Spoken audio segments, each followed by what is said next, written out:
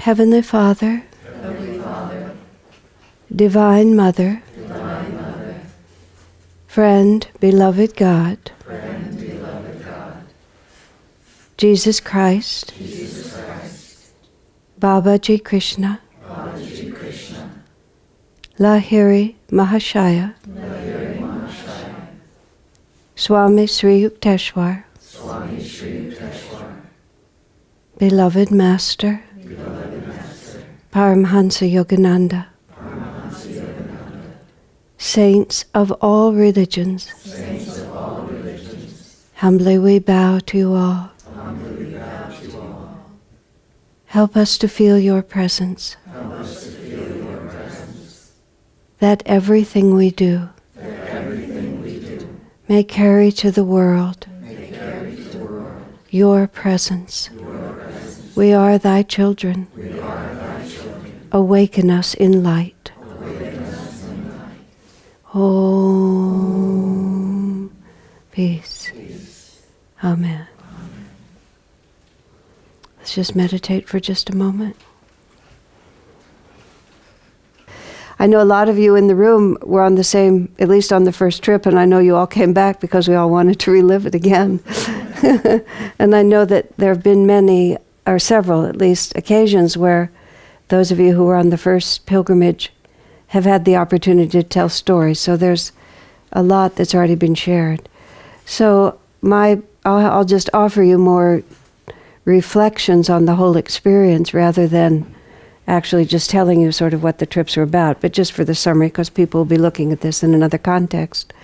I spent all of the month of January in Israel leading two pilgrimages, not single-handedly, with Shanti, the first one, and with Keshavadaya, Narayani, and Shurjo, the second one, two pilgrimage tours of the holy places associated with the life of Jesus.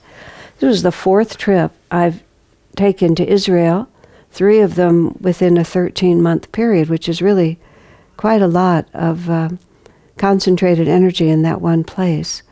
And the second pilgrimage the first one was Americans, almost all of them either from the Palo Alto community or closely associated with it, which had its own wonderful, unique quality.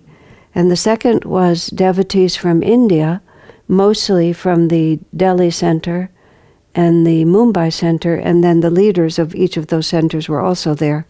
So those 40 people did not all know each other, but half of them knew each other well, and there was a lot of crossover. So one of the things that both of the trips were about, especially the first one, was really people who know each other really well and have a deep spiritual attunement, taking that attunement to a place that was really vivid with the presence of God, which in and of itself is a really impressive exercise. Kirtani came on the American trip. Kirtani's the leader of the Italian community, one of the leaders. And traveling with us, she's led a number of pilgrimages to Israel of their group, but she really saw what it is when you have such a core group of committed devotees. Plus, the first group also was a complete choir with quite a few outstanding soloists.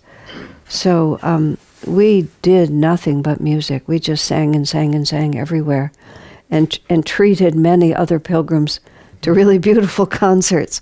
On more than one occasion, people said to us that hearing us sing was one of the most moving things that had happened to them on their whole pilgrimage, because it really enlivened it. But many of you have heard a lot from that group. The second group was really the reason why the whole trip happened, because when I had been in Israel a year ago in November, I really felt called by Master. It was one of those, this is something I have to do, which was that there's something ready to happen with the presence of Jesus in light of our whole spiritual path, that could be taken into the life of our Indian communities. And I really actually don't even know why, when in retrospect, I don't even know why that thought came to me. It just came to me very strongly, and I felt compelled, not that it was an arduous duty by any means, but I felt compelled to carry it out. And that trip happened pretty much exactly the way we had hoped that it would. The people who came were almost all, serious devotees on our path, Kriyaban meditators, very interested in our way of, very interested in self-realization, and extremely open, that was the word I meant, just really open to the whole potentiality of this path. And when Swami went to India, very early on in 2003, when he went to start a work in India for Ananda, he commissioned this painting. And this painting is Jesus and Krishna together. It's Krishna with Christ behind him. And it's not an image that is used outside of India, but on their altars, instead of just having the picture of Jesus in the middle, they have this painting. And some of the devotees remarked to me toward the end of our pilgrimage that they never really actually understood that painting. It was just there, and Swami had always insisted on it. But after going through all the holy places associated with the life of Christ, and also, it has to be said, listening to me tell the stories in such a way that they really became a part of our path, it was clear to them why Swamiji did it that way.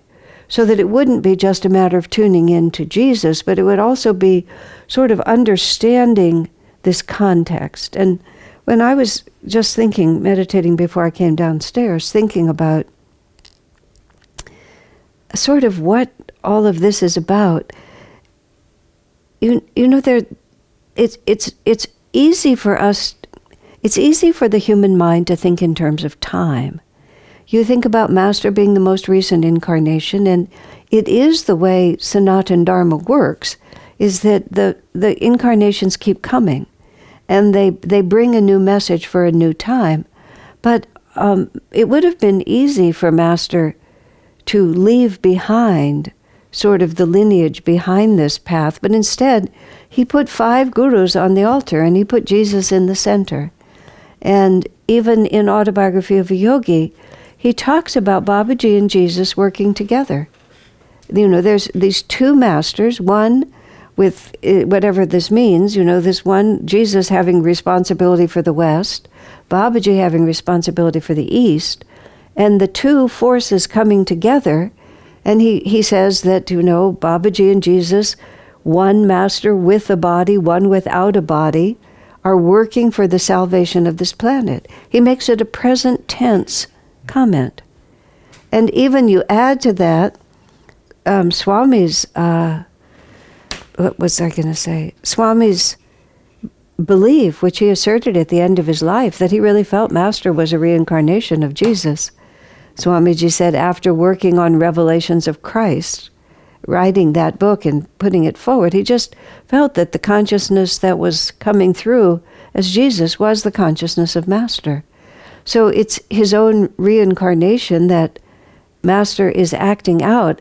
I just say all this to say, I have no idea, just none, sort of how this all works or what it all means. I know after I came back from Israel the first time and had a satsang in this living room, I commented to you all, being far away, having been far away from the Mideast and never really thinking about politics, I always had past tense in the back of my mind that somehow it was such a tinderbox over there that eventually there would be some kind of implosion, and that part of the world as we know it might not continue. But now, after having done all these pilgrimages, especially this last January, it's hard to imagine that God would allow so much holiness not to be preserved. And when I was traveling with the Indians especially, of course, we talked about it when we were with the Americans, but since most of you all who went were from this community, many of the things that I would say you've been hearing, many of you have been hearing them for years, Easter retreats, Easter, Christmas, just all the time. For the Indians, it was so much of it was new. There were a handful of the group who Some of them had been to convent schools. Some of the women specifically mentioned that. Some of the better schools in India over the years have been run by Catholic orders. So some Hindu children were sent to these Catholic schools because they were good schools, not to become Catholics. But it gave them some familiarity with Jesus. And of course, some of those devotees had a deep relationship with Jesus, just because we do. We're Hindu one time and Christian another, and if you're part of this path, it would not be surprising that you'd be part of the whole thing. But of course, no one really thinks about it in terms of self-realization, because who would? I mean, what I mean is the integration of the life of Jesus with our path is something that is unique to our reality, and it is something that I've been uniquely interested in. So I'm starting to tell the story with people not even having a clear idea of, was he crucified? What did that exactly mean? Where was he crucified? What was the resurrection? When did he resurrect? How old was Jesus when he died? Did he have disciples? Just like, is John the Baptist and John who wrote the gospel the same person? And just nothing, knowing nothing. So what I had to do, what I wanted to do, was I just had to make it into a real story so that they could really understand it, not just facts, but so that they could feel it. And I've always felt, because of the years that I've had living with Swamiji, who may not be a Christ, but he's the closest thing that we have, and he's enough. He has been enough outside of any normal human experience, that the many, many years and the many, many circumstances that I was with him, and him also talking about Master and making life with Master real, so that it isn't like some mythical thing that happens in which everybody's walking around in clean white robes all the time and, just murmuring Om. But you're sitting in restaurants, you're going to movies, you're having tea in the living room, you're cooking meals together, you're traveling, you're on airplanes, just the things that normal people do, except nothing that ever happened with Swami was normal, ever. There was always this vibration of another reality going on, at least speaking for myself, that of course, one is more or less wide awake, but one of the reasons that I love to be in Swami's company and took every opportunity that was possible is because it was easier to be wide awake in his company. So even things that happened with Swamiji that were really profound and life-changing and just totally other, nonetheless happened in context. It happened in context with, we were somewhere, there were people in the room, some of them were listening, some of them were not listening, some of us understood, some of us misunderstood. People made mistakes, Swami tried to help us, and it all just flowed like normal life. So even though the gospel accounts of Jesus are quite truncated, and you just sort of have this little bit of a picture, it wasn't hard for me, and I hope I'm accurate, for me to understand like the whole thing that's going on. Like they're at the Last Supper, which you think of as such a remarkable time, the last evening that Jesus is with his disciples, and he's trying to explain to them that things are about to change. Because before that night was over, he was going to be arrested and very quickly after that condemned to death. Judas is sitting at the dinner table with them, and Jesus knows what Judas is about to do. And so they're all having this happy conversation, but Jesus knows that Judas has already made a deal with the devil, so to speak, and is planning to betray Jesus later that night. So all the disciples are talking about this and that, and there's this crazy conversations that happen. Who's going to be the most exalted when you're in heaven? Who's going to sit on your right hand? Who's going to be the best? And you have the disciples asserting, Jesus is hinting that something's going to happen, that they're not going to be able to follow him. And Peter says, yes, I can, I will. Peter's always asserting himself, and Jesus looks at him and says, really? Like that. And everybody else is listening. They're all watching it. It's dinner table with Swamiji. When people make strong, foolish statements, and he takes the opportunity to say something that just cuts through everything. And on that occasion, he said to Peter, "Oh, you think so? 3 times before the cock crows and signals the dawn, you'll deny that you even met me, that you even knew me." Now, the Bible doesn't say this was disconcerting to Peter. And you don't get any comments about everyone else at the table. But you know that there must have been a huge ripple that went through that. Then Jesus starts saying that someone who is here at the table with me is going to betray me. And they all sort of hear that. You sort of read between the lines. Now, this I also know with Swamiji. Sometimes Swami would carry on conversation and other people in the room didn't quite know what was happening, partly because so much conversation could be intuitive. And there would just be a hint of a subject, and then there would be an intuitive exchange. I myself have had these experiences with Swamiji. I remember one time, it was just something that we both knew about, and he made a little comment about someone, and he looked at me, and I knew what the whole backstory was, and the two of us just started laughing. And nobody else at the table had any idea, or on other occasions, and I'm sure it happened for other people, I just know when it happened with me, he would just make a very small reference to something much bigger that I knew about, so a lot would happen between us. He would be correcting me or instructing me, and others would not necessarily know. So you have that exchange with Peter, but you don't know how much other people heard. But something happened when he talked about who was going to betray him, because the other disciples get together and they ask John to ask Jesus. It's like John had special privileges with Jesus. He was particularly close to him. Maybe he wasn't afraid of asking questions. Maybe the others were afraid of being scolded if they asked the wrong question. All of these things I know from living with Swami, that's really how it works. So John was able to ask. Swami Kriyananda says that a lot of times the other monks put him up to asking Master.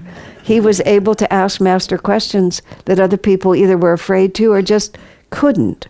There's also a dynamic that's involved where some people just can't. The Master won't let them, is what I mean. He just won't let them ask certain things. So that all the disciples say to John, "You ask him. Why don't you find out?" So what is that whole scene? What's really going on? Where you in the gospel, it sounds like they're all sitting around and even they're all on one side of the table because of all the pictures. I think Keshava sent me a joke that says that when someone was trying to reserve a space for the Last Supper and they needed a table big enough for 26, and he said, "But there's only 13 of you." He said, "Yes, but we're all going to sit on one side." But just like you have pictures in your mind, like they're all sitting on one side of the table, but of course they weren't. Were they walking around? Were they talking? Were they always sitting together? Who was cooking? Was someone helping in the kitchen? Now, from the point of view of self-realization, no one needs to know any of that, really.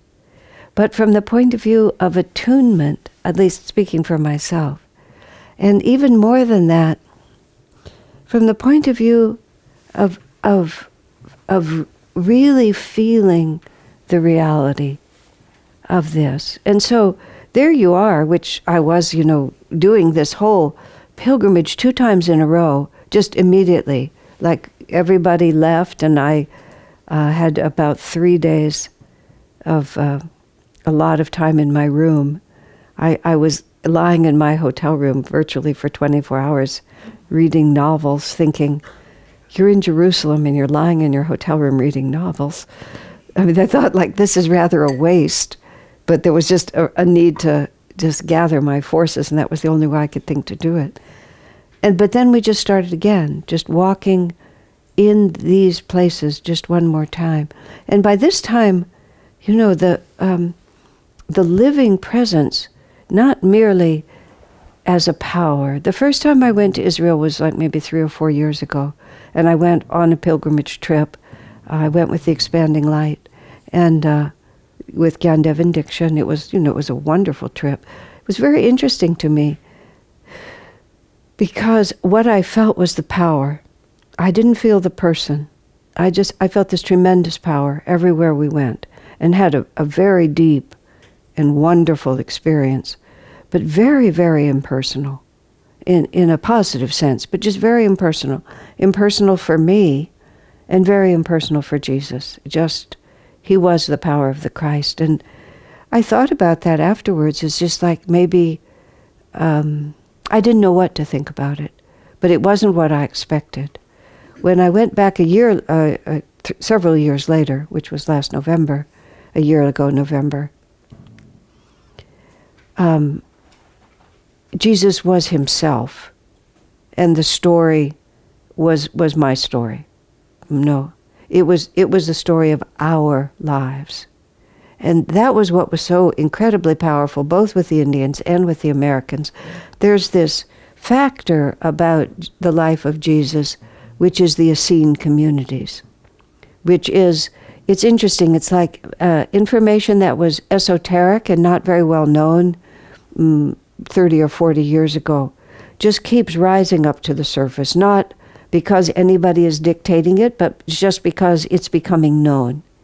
And one of the factors that's becoming known is this extra reality, which was that there was this whole community of Jewish people who were not part of the mainstream. They had literally separated themselves out, and they were doing something entirely different. It was Swamiji who first started talking to us about the Essenes. There was a book by Dolores Cannon, which is a book about from past life regression is where it actually came. I mean, there's lots of things out there that are really odd and unusual, but the fact that Swami read the book and gave it to us gives it credibility to me. I know over the years with Swamiji, oftentimes he would let us find out and learn about something from a source other than him, so that he wouldn't be declaring something that had no capacity to support except from his intuition. And he didn't like to assert things that he didn't like to put us in the position where we just had to believe him without being able to exercise our own intelligence and discrimination. He felt that was not good for our willpower. And it's not a good way to be a disciple. And one must be receptive to truth, but if one is merely obedient without having the ability to think, then it doesn't result in the kind of strength that is really what is needed. So he gave us these books by Dolores Cannon, this one book by Dolores Cannon, which was all about the life of Jesus. I can't say that verbatim everything in that book was true, but it introduced us to an entirely different concept of the way Jesus came into the world, which was not that he was just sort of a random fellow who just showed up and then kind of had to wander around and find his disciples.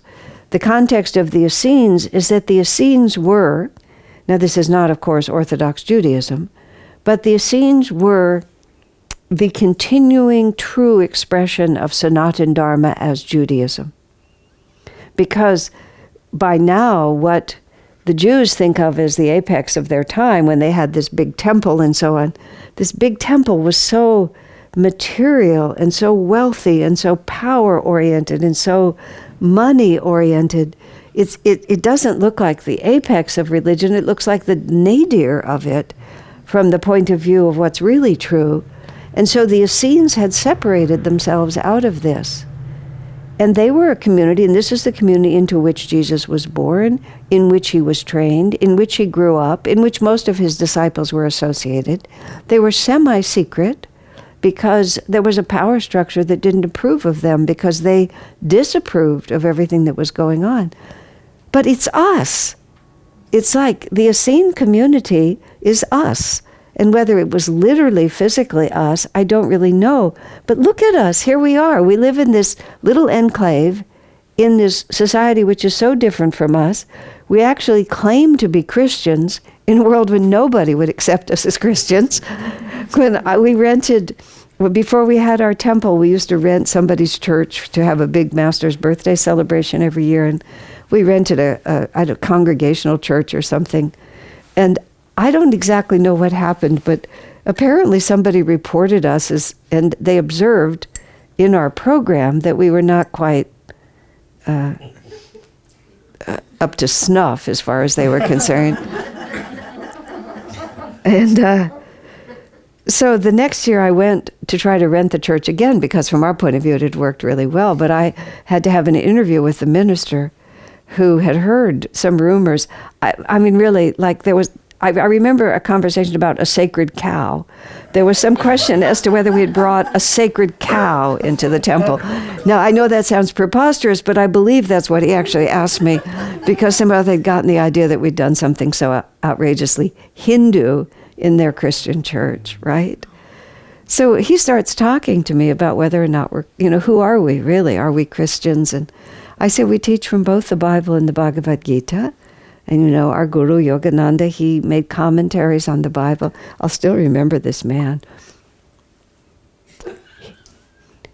He didn't consider himself a Christian, did he?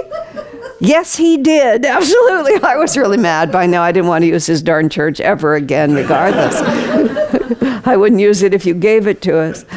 I said, yes, he did. He draws his inspiration directly from Jesus, not from any church. But it was like, how dare he? On the Indian trip, did I tell you this in church? I don't remember whether I did. We went to the cave that many of you know in the Franciscan monastery, the cave where John the Baptist lived. And it's in this monastery, and it's way down this hill, and it's relatively speaking quite isolated. You feel very isolated. The cave is large enough that 40 people can fill it. But it's full.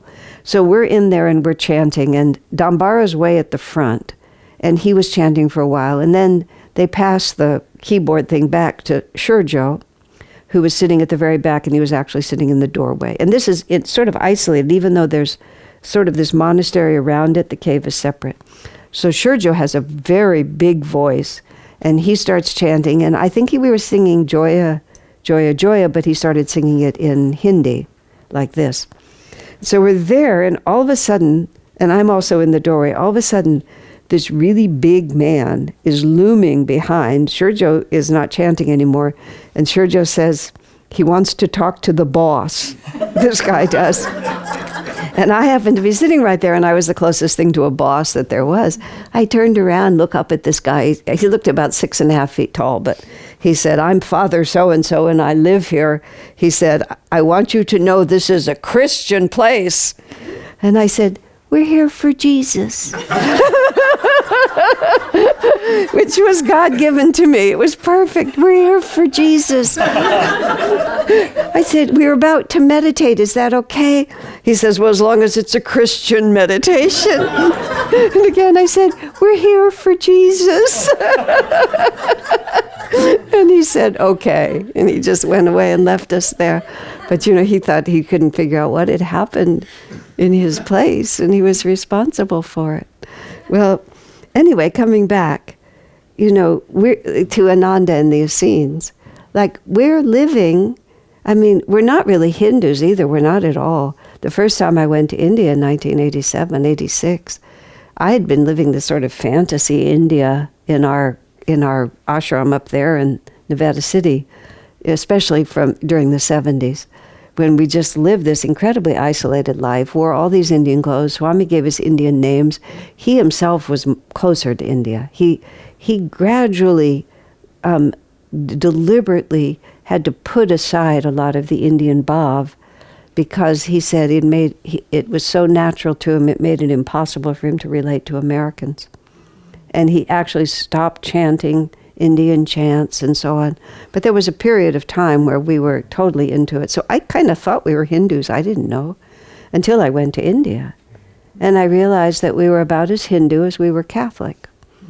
That you could kind of see where it might connect, but we had nothing to do with any of it. And yet, we consider ourselves disciples of Krishna and of Christ. So we're Sanatan Dharma. just carrying it out, and all of this Kali Yuga stuff has built up around it, but we're trying to deal with the main thread. Well, that's exactly what the Essenes were. They were maintaining because Judaism is a true religion and a very high religion. It's true Sanatana Dharma. Moses was a master. Interestingly, when Jesus was transfigured on the high mountain of Mount Tabor, and his disciples saw him transformed into light, I'm trying to explain to the Indians what this is, and I suddenly realized this is Arjuna and Krishna when Krishna suddenly reveals to Arjuna his true form, isn't it? As soon as I got that, Vishwarupa, is that the right word? Yeah, okay. As soon as I could say that, everybody says, oh yeah, I know. They knew exactly what it was. And Peter, the disciple who was there, had, kind of got a little thrown by the whole experience too. It was too much for him, although he wanted to build tents. But magnificent spot too, by the way. Yes, of course they all are. But Jesus appears there, and Moses is on one side of him, and Elijah's on the other. Which, among other things, and he was doing it on purpose, this is a confirmation of a continuation of who he is. So the Essenes were keeping it alive. And they had this mission. So when I'm there talking to the Indians about all of this, who are a blank slate, they don't have any resistance to any of these ideas, we all realize, that we're the same group doing the same job. And for reasons that are unknown to me, Master feels that renewing Christianity and renewing the teachings of Krishna are an important part of what's going on here. Whereas it would be easy enough to think, what does it matter? Let's just start over with Yogananda.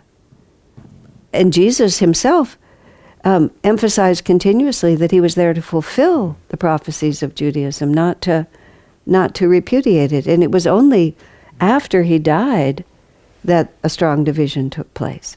And here in our world, when Swamiji wrote the oratorio, he was determined that this was going to go into the churches and create a movement of inner communion in the churches.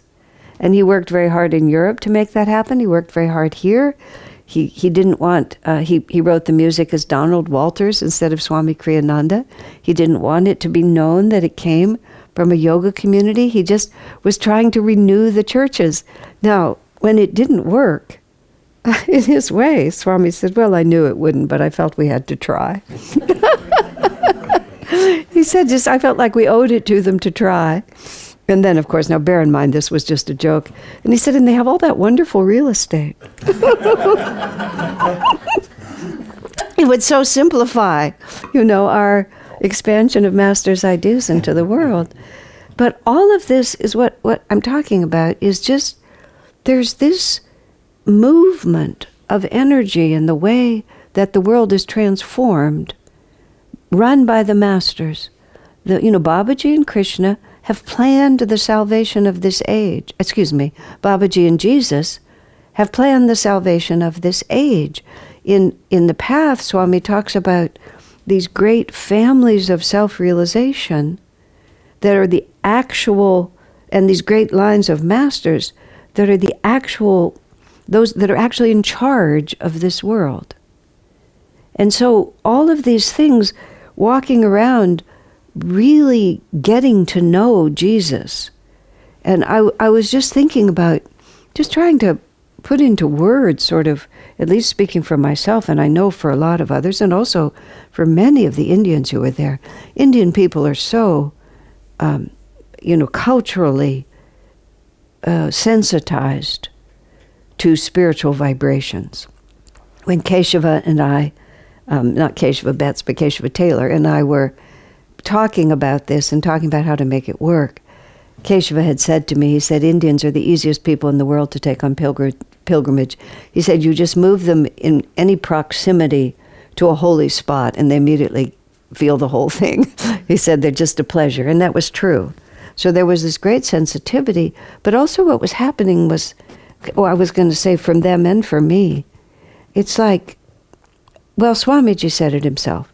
When he wrote the oratorio, he said, Jesus lives in the Holy Land and in you. And And that was the original name of it. Christ lives in the Holy Land and in you. Isn't that right? Is that correct? And the "and in you," I've always took that philosophically, that the Christ consciousness is alive within us. After spending all this time in Israel, I think he means that Jesus is walking next to you. And that's how Master described it. Master said when he walked around Israel, Jesus just walked with him. He talked about when he was in Assisi with Francis, and Francis just walked around and Jesus walked with him. Saint Teresa of Avila had to leave the parlor of the convent because I have a guest waiting for me in my cell. Jesus was waiting for her in his cell. I mean, it's and the life of Alfonso and Ferdinand in Spain, of Master and Swamiji. It was an entire effort to drive the Moors out of that peninsula and save that part of the world for Christianity. And it's just like there's more to it than just Vedanta, is really what I'm beginning to feel. And I'm also feeling, let me think about it. Because so much of my personal spiritual life has been in the physical company of Swamiji, or because of the physical presence of Swamiji, the idea of divinity expressed through a specific living channel, through a particular entity, has always been very active. And of course, Swami's out of his body and has been now for a few years, but I've shared with you all, especially during the time I was in seclusion writing the book, that Swami just talked to me. It wasn't like he was gone. And I don't want to exaggerate that or make it too individual. It was just more like, of course. Like, why would it not be true? And walking around Israel and telling everyone in the way that it was appropriate to tell it about this being a real person with real disciples and real friends and real experiences, that's simply what it became. And the presence of Jesus is not a faraway story anymore. The presence of Jesus is just walking around with us, just as easily as we walk around with ourselves. And there's let's see, what I wanted to say is there's an intimacy of just friendship. And also an interesting responsibility. And I think that's sort of what was happening a little bit with the Indians, because they were realizing something that they knew was really important for their own spiritual lives, and somehow in some way that none of us could really identify, that it was just important. It was important as a disciple of Master to also really have Christ as part of our lives. And there was this feeling of, what a great guy he is. And I know that sounds funny, but so there's so much of a story there. There's so much of a personality. And here's an intriguing aspect. If that same personality was also Master, and we were trying to know Master in so many different ways, and the life of Christ was so different than the life of Yogananda because of the power of sacrifice and the drama of it, and the courageous confrontational way in which Jesus was always taking on the limited understanding and the ignorance of the people around him. I was saying that it's Sunday, on Sunday service. Everything about my own life has to be measured against being crucified. But also to just really have to go very deep into the worst thing that you could imagine happening. Just all of one's fears personified in that story of the crucifixion. But then realize that somebody that we love, went through all that. And that was the other part when I was also trying to think about this. The very first day that the Indians were there, I had to try to think about how to really introduce them quickly and deeply. The trip was a little shorter, and when people come on pilgrimage, you want to plunge in right away. So we have that marvelous Church of the Holy Sepulchre, in which so many holy things took place. Jesus was crucified, his body was anointed, he was placed in the tomb and was resurrected from here. So, Mary and Mary Magdalene stood here and watched while Jesus died. John the Apostle stood with them. Mary Magdalene comes to the tomb and then meets Jesus outside the tomb. And you're in this one building and you're just walking from place to place, and this is where all of these things took place. So we took all 40 of the Indian devotees there, and because we had this whisper system where people could hear directly in their ears and I could speak softly, and we just walked through each of those places, and very vividly there's a little shrine. For those of you who were there, I was never really conscious of where it was. It's right near where the Sepulchre is, and it's a very nice little open shrine like this, and it's said to be the spot where Mary and Mary Magdalene stood. And when you stand there, the where he was crucified is a distance and uphill. I always thought of them standing like right next to the base of the cross, but they have him 50 feet over here. But just standing there looking up like that, all of a sudden, like, would I have had the courage? Would I have been able to do it? What would I have been thinking at this point? And then there's Mary. One of the things that happened on both of the trips, but really very strongly on the Indian trip, was that Mary was as much a part of the story as Jesus was.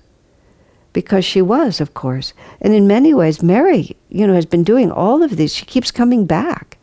She's appearing to people all the time, all over the world. She's exceedingly active. She's one of the most active females. It's hard to think of another female figure, feminine figure, that is just constantly talking to people and making things happen. And you have to think of her as being the mother of this avatar, and at the same time being so deeply committed to this mission, but having to watch him die in such a difficult manner. And the way the story is told, you see especially the Pietà, the picture of Mary there with the now lifeless body of Jesus draped over her. It's such a magnificent piece of art. We're all used to seeing it. Like, what was her experience? What was she really thinking? Was she in an ecstatic state with him? Was she a heartbroken mother? Was she frightened to know how she was going to carry on without him? Had they spoken? Did she know this was coming?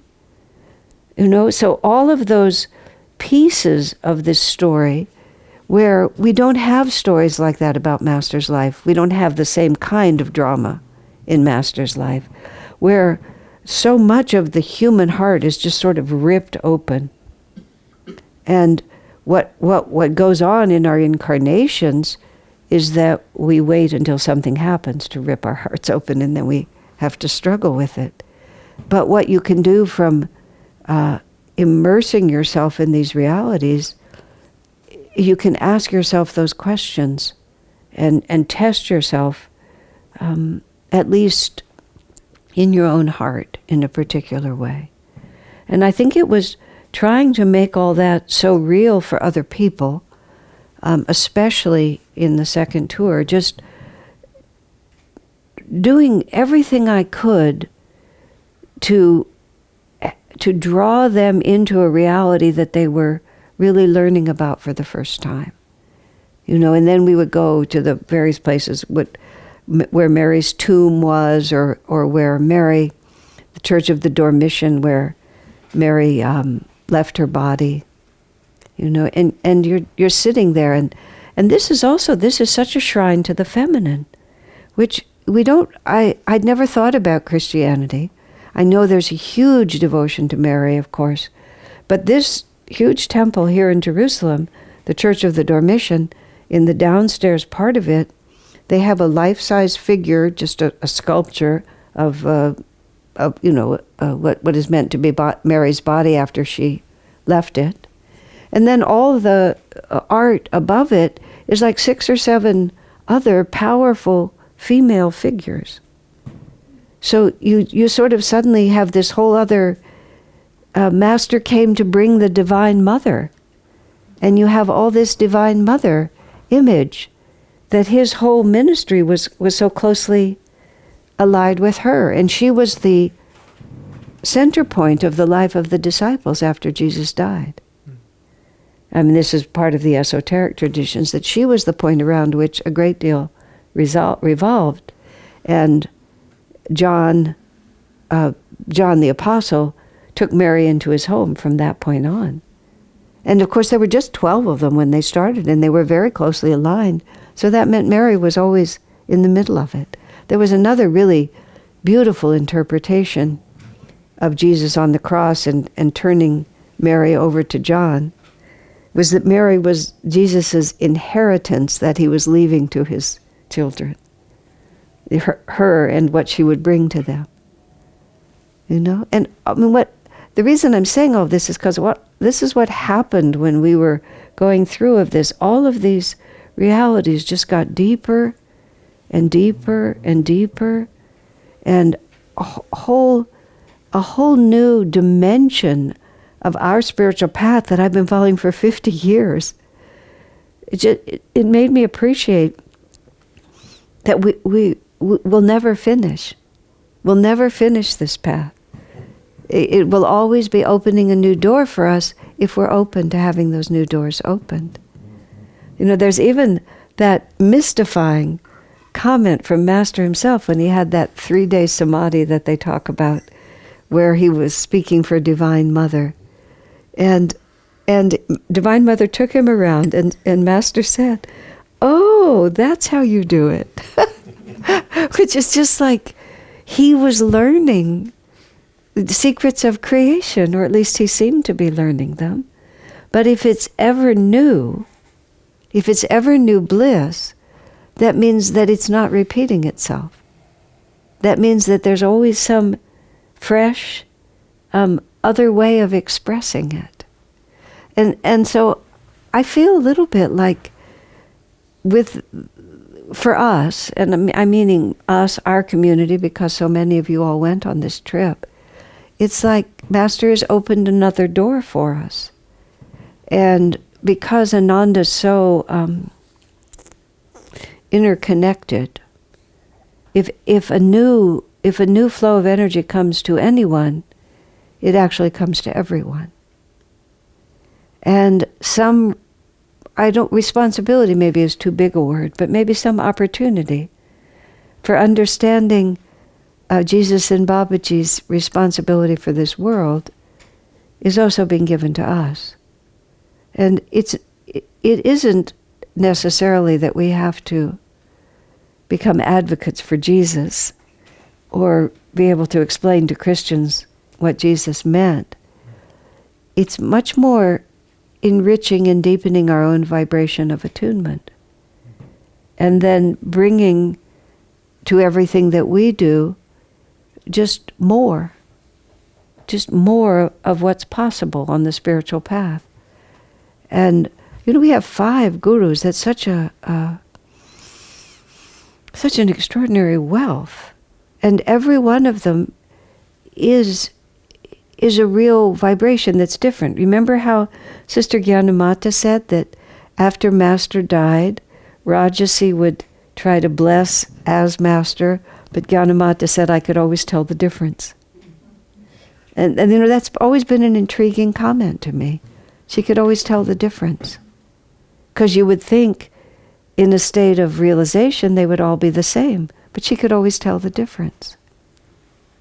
So there's special friendships that are allowed to us, I think, with each of these masters. Now, does any of that make any sense? Any comments or questions or thoughts about it? I didn't really say anything about where we went and what we did, because I'm sort of assuming you all knew.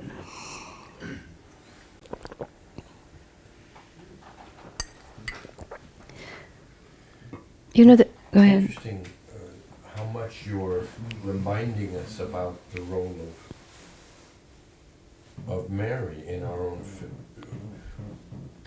that Mary has a lot more impact on our faith than we would have thought.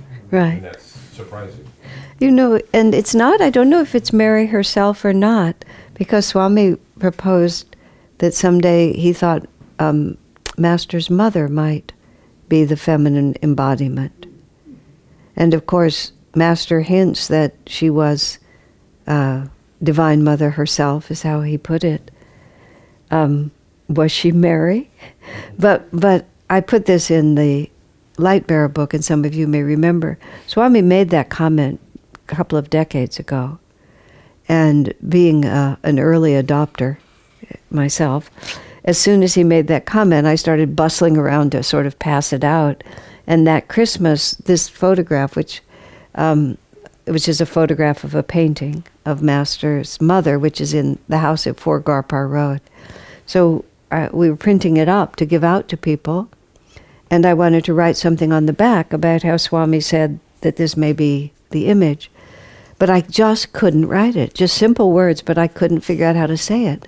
So when I was talking to him on the phone, I said, I'm trying to give out this picture. I wanted to say what you said. I just can't figure out how to phrase it. How should I phrase it? And Swami was silent for a moment. He said, it's not time yet. And it was also interesting to me that I didn't know that, but I must have known that because I wasn't able to bring it forward. I mean, it was just simple words. I should have been able to write it, but I couldn't write it. He said, it's not time yet.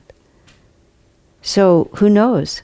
And who knows what is going on with any of this, but for me, all of this just makes me so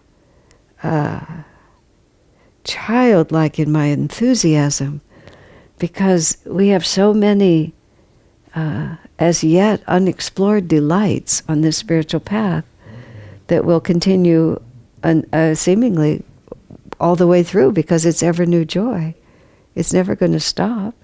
It's going to keep going forever. And to ask to be instruments, just to ask to be instruments. What do you want from me?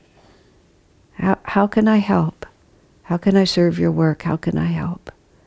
Everything that's been given to us, we're so privileged. How can I help? Jesus and Babaji are quite concerned about the direction of modern society.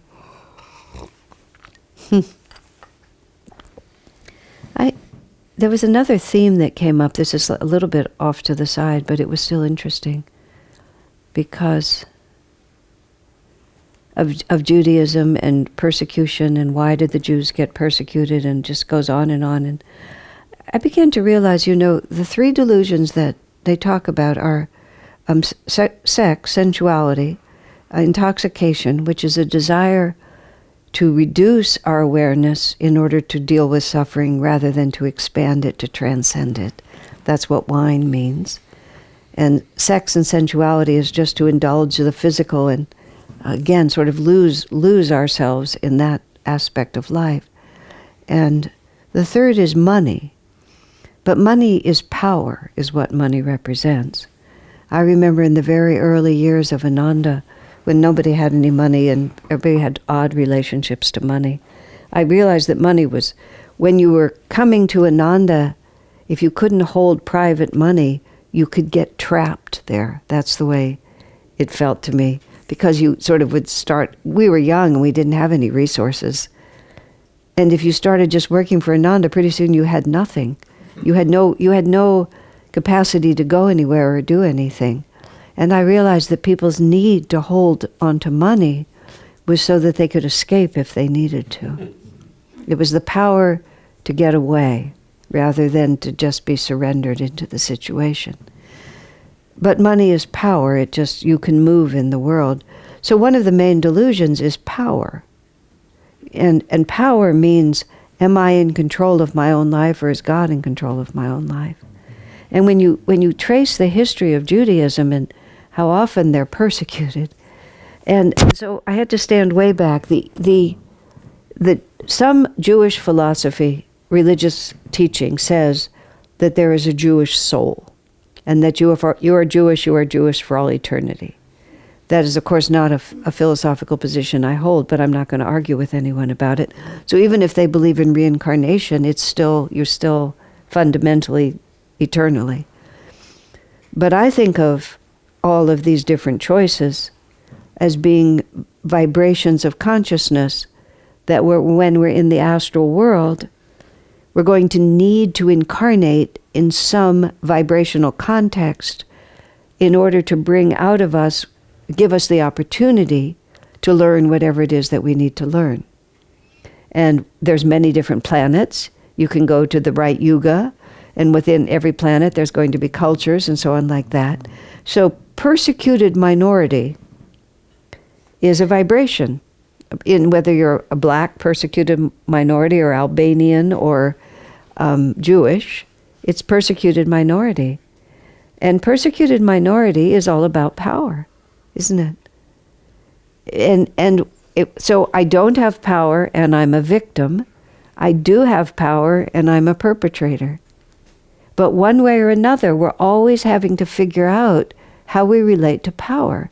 And to me, it was very interesting because thinking of the primary delusion as money, I've never actually been able to figure out how to work with that.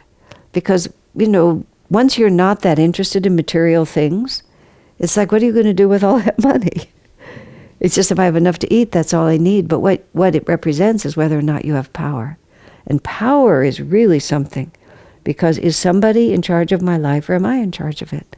Can somebody do enough to me to take away my power that it also takes away my happiness? And it's just a very complicated dynamic that's always acting itself out. The priests had power over Christ, and they condemned him to death. But he said, you would have no power over me except that my Father in heaven has given you that power.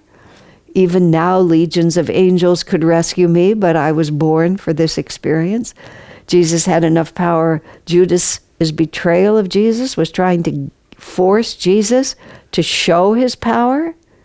And Judas was beyond despair and actually killed himself when he saw that instead Jesus just allowed himself to be taken, because Jesus said, my power is not of this world. So when people in this world exercise great power over you, are you really defeated?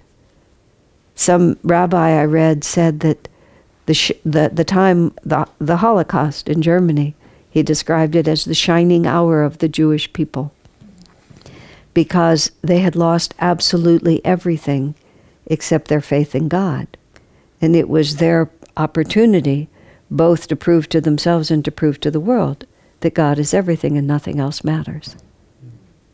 Now, that is very radical, and of course is not very well accepted.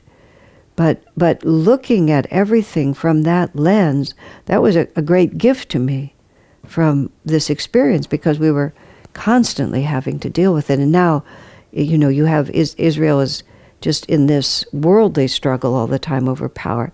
One of the things that's happening there, this is just very mundane, but travel is so easy these days that, literally millions of people are traveling to Israel. And it's a small country with not that many facilities. One of the reasons we went in the cold, bad weather of January was so it wouldn't be so crowded. And so our guide, Rami, was explaining to us that it's a dilemma, because it's a incredible windfall for the country to be able to have this huge tourist industry, and they need to invest in hotels and buses and all these things, except, as he put it, one rocket, one attack from Syria or Egypt or any of those countries, and the tourist industry dies immediately. Literally. Pardon me? Literally. Literally, yes, exactly. Everybody cancels and nobody goes. So it's like power. It's always power. It's just playing itself out, one side or another. And when we root ourselves entirely and only in the power and presence of God and realize that everything else is trivial by comparison. And that's, of course, what the crucifixion was about. So it's not inappropriate that it all takes place in the context of Judaism. Because it's, and see, that what happens with the Jewish people is they're so incredibly capable. And this is this strange combination. Many persecuted minorities become debilitated by that persecution. But in some inexplicable way, the more persecuted the Jews become, the more powerful they become. And I mean, I was joking with Mahavir, and what were we talking about? He was talking about, we were just talking about this dilemma of the Jews. And I said something about, well, the Jews are the chosen people and not everybody really appreciates that. And Mahavir says, well, I'm Cuban and I happen to know that the Cubans are the chosen people. I said, and the Cubans, he said, are not vilified, they haven't been like this. I said, yes, but the Jews are the best in every field. And I said, think about it, they are. There's always somebody there. It's a very strange thing. And then Mahavir says, yeah, the Cubans are not. Isn't it? It's just such a strange dynamic. And being in Israel, you just had to sort of think about response to challenge, response to being made a victim, response to loss. How do you deal with everything? Very, very complicated. And then you have just the power and the loving presence of Jesus just walking through it all. And Mary walking along right with him. Absolutely fabulous. And then you had all the Indian people whose eyes were just, they were having so much fun. Just so much fun meeting Jesus and learning about this and finding out about all these other people who were involved with him, because it was the whole crowd that became of interest to everyone. And you could see all of them thinking about, what does this mean to me? When I go home, what will this mean? What will next Christmas be like? What will Easter be like? How will we express it? Yeah. All right, any other thoughts or comments or questions? Fascinating. Pardon me? Fascinating. Yeah, I found it so. Asha, is that, you said Dolores Cannon? Dolores Cannon. Is that the one that wrote that book that I think that I read, and you said, well, think of it as a good story, is that? Well, I think you have Jesus to... and the Essenes. You have to think of all of it as a good story because you're not really quite sure what's true and what isn't. But the Essenes definitely existed. The Dead Sea Scrolls talk about the Essenes. The fact of the Essenes exists. You know what? I take it from Swami. I mean, I read into the fact that it also makes more sense. The whole story of Jesus' life makes much more sense. Once you put the Essenes into it, the whole thing makes more sense. And you know that they were there. I think it's something like Christianity for Yogis, the Abbot George. I mean, a lot of this stuff gets really far out. A lot of Dolores Cannon's books, I'm told, are now about UFOs and other planets and things. But who's to say any of that isn't true? So once you're out into realms that you can't verify with normal methods, you have to just use your intuition and your discrimination. But Swamiji was always extremely interested in far out things. He was neither gullible nor closed-minded. It's like there's just, people's sense of imagination is so tiny. They're just like this. We get these little tiny ideas about things. We have to be very careful not to be like that, and just to allow possibilities. When Swamiji started talking to us about crop circles, that was really the moment, and he shows us this incredible documentary about crop circles, and all of a sudden it's like there's just so many possibilities on this planet you don't know anything about. Yes, Jeffrey? So we had this wonderful conversation about where Jesus spent his life in between 13 and 30. Right. I was just wondering, did any of that come up when you were with the Well, I mentioned it several times about Master saying that Jesus was in India from 13 to 30, and it's now becoming common knowledge that he was. There's even the story that Joseph of Arimathea, who was a prominent figure whose tomb Jesus was placed in. Joseph of Arimathea was one of the members of the priestly council, but he was openly a disciple of Jesus. And he had the courage to take Jesus' body and put it into his own tomb when it was not a popular thing to do, which says he was a very powerful man. So there's stories of his enormous wealth, and there's stories that Joseph and Jesus and others traveled over much of the world, and that Joseph was part of how Jesus got to India. I mean, there's just all these stories, and then Jesus was there for 18 years and had a whole ministry in India. So we talked about that a little bit. There's also stories that he didn't really die on the cross, that he went to India, and that there's actually a grave for him in Kashmir, which somebody showed to me. So I did talk about some of those things, and we talked about the fact that not every story is true. You know, when I was standing by supposedly the grave of Jesus, it didn't feel like anything to me.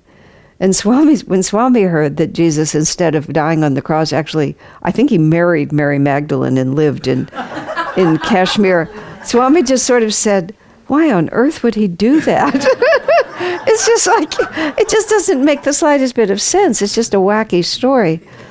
But the fact that he was in India, we all just sort of, you know, we don't know anything. The trouble was, there was so much I had to tell them in a relatively small amount of time that I just let that one go, because we had to deal with where we were and what was happening. And, you know, I could have talked for days and days and days, of course. What did you have to say about Mary Magdalene, or what was the experience as opposed to Mary, Mother Mary? Well, Mary Magdalene was the sinner forgiven, and Mary Magdalene was fascinating because Master said she was Therese Neumann. Yeah, and that's why Therese Neumann had those visions. And, you know, he puts that into his autobiography, puts Therese Neumann into Autobiography of a Yogi. She was very well known. She was quite a famous person, and she lived through the Second World War in Germany, I guess, is where she lived. Hitler was very aware of her, and he knew she had power. And I've read biographies of her. There was always a serious concern as to whether he was going to come after her. One of the priests in her circle ended up died in a concentration camp, but mostly he didn't touch her. He left her by herself. But she's born, we actually went to Connersruth, is that where she is? Which is way on the backside of nowhere. We drove a car up there, and you just drive forever. Of course, Germany, every single intersection is marked in the entire country. You know, so we drove. But even now, where she was is just nowhere. I'm going like this because I believe that's where it was in the country. But it was just like nothing out there, just rural, and it must have been really nowhere when Mary Magdalene was there. She had a lot of influence. She had a very strong circle of priests and renunciates who were her friends, and she was a very happy, wonderful person. She traveled a lot with their friends. They would go on outings, and she never had to eat, and she would just make fun of them because they were always having to stop for food and always having to worry, and she never had that problem at all. I mean, she was just a very natural, happy person. But she had visions continuously, Therese Neumann. It wasn't just the Friday visions. They would be driving along in the car, and then all of a sudden she would be back in Israel. She just would be living intermittently with Jesus. So, for one thing, it was so interesting that she would have, well, just 1,000 things. But I think, what is Master, putting her there so that we can connect with her? What does this have to do with? There's so many esoteric aspects laid into this. Mary Magdalene, for me, has always been the absolute courage of your conviction and the absolute total disregard of what anybody thinks about anything.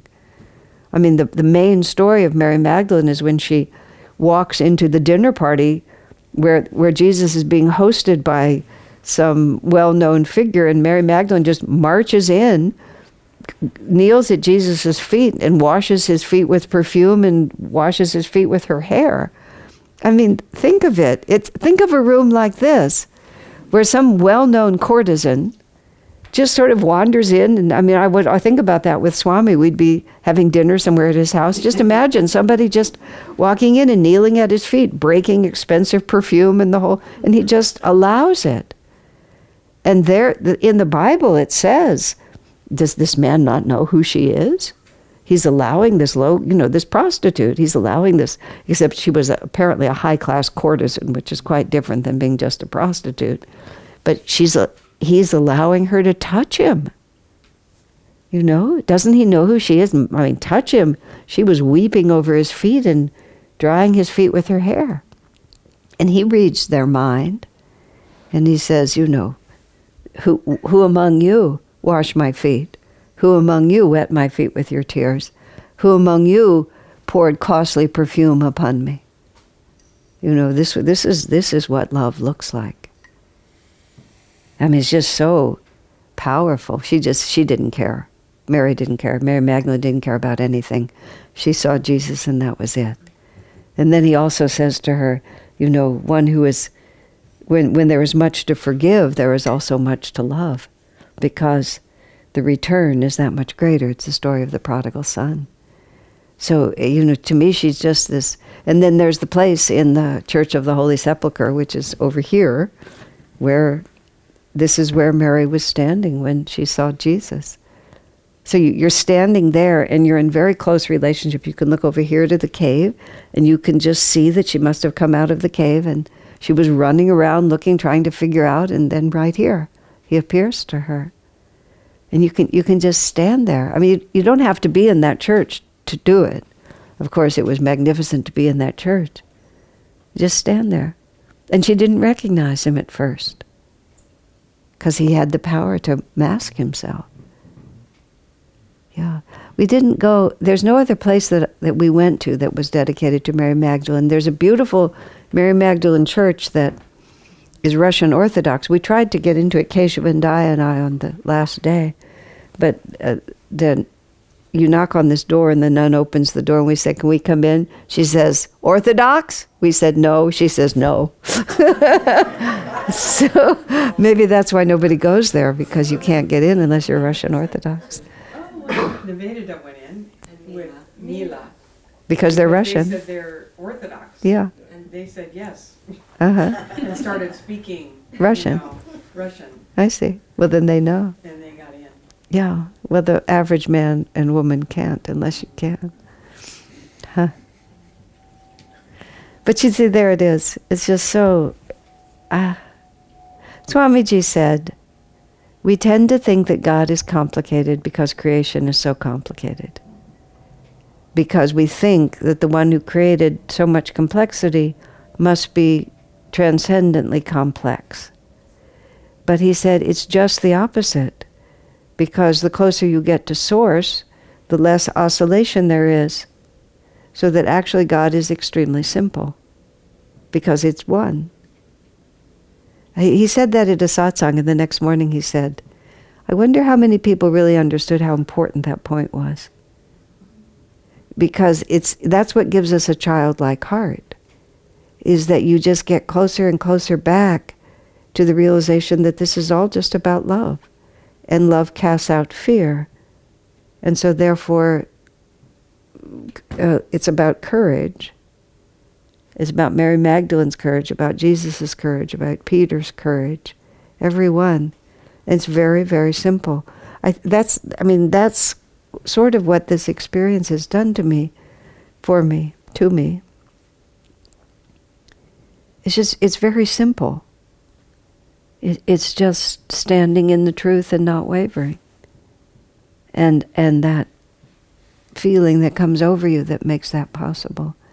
And just living in the company of those who have and can do it makes it possible for us also to do it. And what else do we need after that? It became such a joke. I mean, I think I said this earlier. I read in a Wikipedia thing, the fond tradition is that this is where Mary died, unless of course she died over there or in another country. And this is the fond tradition is that this is where this happened, unless of course it happened over here or over there. But it doesn't make any difference, because once you're in that flow, Master said most of the places are authentic and you could feel it. But really it's the feeling that comes from it. All the details are so irrelevant. All right. Anything else, or are we done for tonight?